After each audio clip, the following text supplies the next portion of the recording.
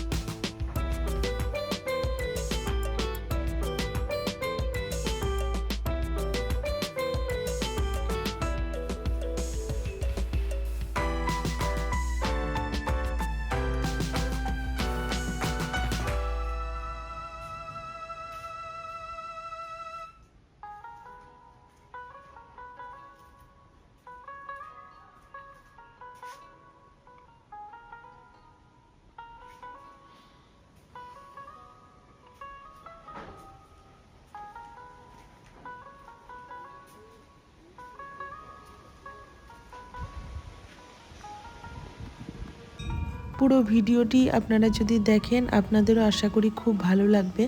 এত সুন্দরভাবে সাজিয়ে গুছিয়ে ওরা রেখেছেন আর ওনারা প্রেজেন্টেশন এত সুন্দরভাবে করেছেন, আমার কাছে তো খুবই ভালো লেগেছে। আমার বাচ্চারাও কিন্তু খুব এনজয় করেছে। আর সর্বশেষ এটা হচ্ছে আমাদের ওয়েস্ট বেঙ্গলের কালচার।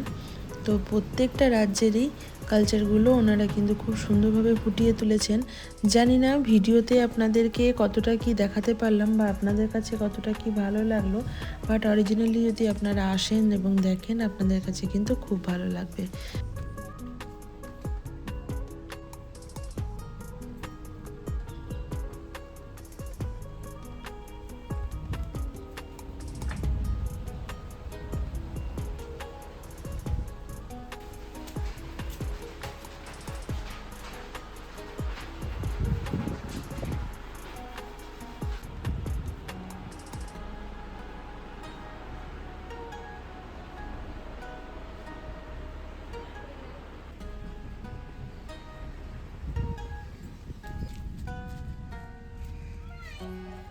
আর ভিডিও শেষে আপনাদের একটা জিনিস দেখাই, এই যে এই কাঁঠাল গাছটা দেখছেন, নিচ থেকে এত কাঁঠাল ধরেছে, দেখেই ভালো লাগছে।